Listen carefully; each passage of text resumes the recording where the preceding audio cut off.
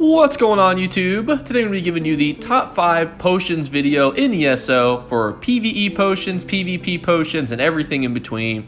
Before we jump into that though, a quick reminder that we are splitting the giveaway into two. One will be the traditional, you leave a comment, you're entered in the giveaway, but I've also finally found out how to pull the total list of subscribers, so the second giveaway winner will just be a random subscriber. So if you want to be entered into either of those, leave a comment and subscribe. But let us jump into the video. So there's not going to be an honorable mention in this video, which may surprise you, because I want you guys to leave in the comments below your guys' extra potions that didn't make this list. But now let's talk about number 5.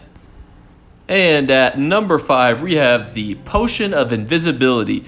This potion has tons of utility for both PvE and PvP. For PvE, you can pretty much sum it up as it makes it easier to steal stuff, break combat if you're not a Nightblade.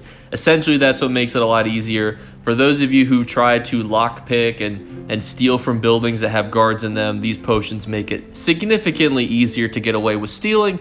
And for those of you who use them for PvP, a lot of you guys will be combining Invisibility with things such as Heroism. So this is also going to kind of tailor into the point of the video where I let you guys know that I'm putting the wiki, which basically shows you every single possible combination for a potion, into basically a resource for you guys, because there's going to be a bunch of different ways you can build these specific potions, and I'll be talking about my suggestions for those builds and then kind of what people are using. So Invisibility tailored with things like Heroism is probably one of the most common, so that's going to be a possible alternative. But there's also other ways that you can create invisibility potions as well, and you'll be able to check out that in the resource below.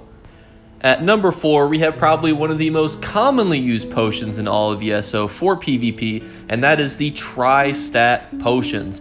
These things are the most commonly used potion because it's very good for a baseline, doesn't cost a lot to make. You probably have a whole bunch of them from your daily login rewards. They're not super expensive to buy in stacks of 200 from guild traders, and overall they give you all the resources that you can need. Most classes use mag, health, and stam. Even as a fully mag using sorcerer, because I do things like roll, dodge, and block, it is very nice to get things like stamina back. So that's why I use Tristat Potions in addition to some other potions on my hotbar. But overall, Tristat Potions are super popular and an amazing one to both sell and use.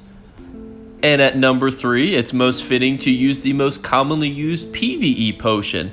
That's going to be the Essence of Weapon and Essence of Spell Power. These are going to be great to give you your generic major crit buffs and major damage buffs. They're super easy to get, super easy to craft, great to sell. Probably one of the most sold potions in the game for PvE purposes.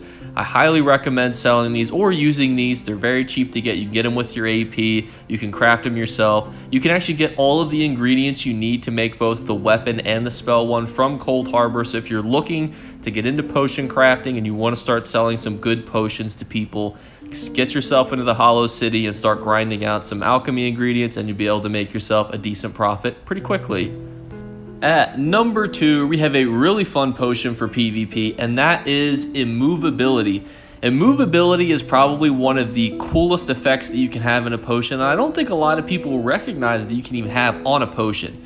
This can be paired with tons of cool things, such as health, magicka, stam regeneration. You can toss on there a speed buff. You can toss on there the ability to stealth detect. These potions are absolutely awesome, and I highly suggest you guys consider this, especially if you're using like a stam character and you really want to get up there, get up close and personal and start punching some people in the face. This is a great potion to do that, and these potions are pretty highly sought after when they're sold, because generally they require some higher end game re-ingredients to be used. And if you have those re-ingredients stocked up because you've been playing Tales of Tribute, if you've been going out and grinding in the overworld, doing zone quests where a lot of these things are, you probably have a lot of those items already.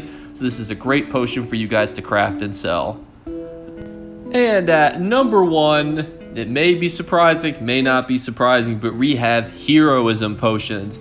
Heroism Potions are absolutely ridiculously OP for both PvP and PvE.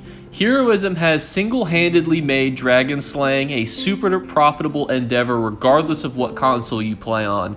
Heroism, for those of you who are unaware, basically acts as a get your ultimate back. Now obviously, ultimates are good. So having them back faster is good for pretty much all utility. So like PvE, it's good for PvP. That's why heroism potions are so sought after. There's hundreds of ways you can craft them, from getting resources back to extra damage. It'll really depend on the market you're selling to. For example, how I craft them is I use it to where I get both magicka, stamina, and heroism, because that gives my sorcerer the ability to get their ultimate back, as well as a good chunk of both magicka and stamina, because as we talked about earlier, you know, magicka characters in PvP need stamina for roll dodging, blocking, sprinting, so you need all of those resources back. Overall though, heroism is a great option for you guys to utilize, and you can see on screen the different ways that people craft them. But that's going to wrap up the video, guys. Let me know what you guys think in the comments below. The Undaunted event will be starting here very shortly. Hopefully we have an official release date, and once that bad boy begins,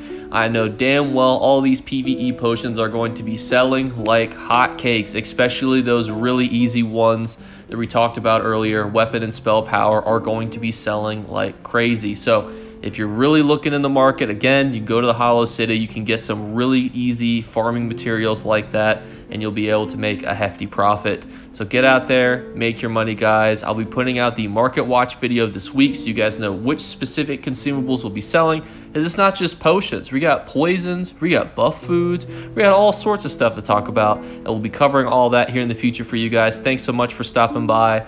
I will be posting the sweet roll picture in the community tab at some point once I build up the strength, because we did meet the light goal in the last video, so I will be posting that later. So keep an eye out for that, and I'll catch you guys tomorrow. Bye, guys. You better remember to like and subscribe to Jake Clips. Or you should. I might have to pluck your eyes if you don't.